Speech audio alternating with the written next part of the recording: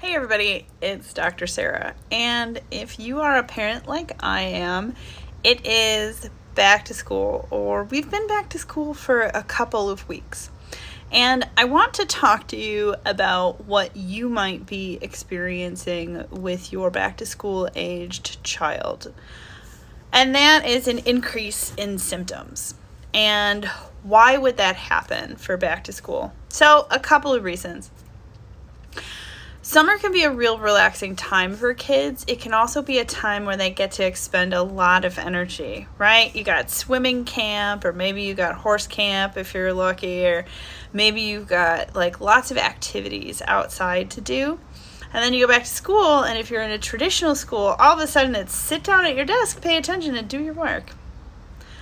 And that is it's a hard transition. And so a lot of times kids have a really difficult time going from I've been outside playing all summer to now I'm sitting down, I have to keep my shoes on, I also have to sit still, and I have nowhere for all this energy to go. And so this time is where we start having a lot of conversations with parents about what am I going to do about my kid who moves too much.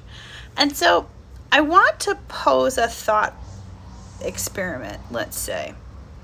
Is it that our kids are moving too much, or is it that school is too restrictive? Is it that our kids can't pay attention, or is it that they are exhausted because they have poor sleep? Is it that our kids are getting tired and cranky at the end of the day and starting to exhibit more symptomatology?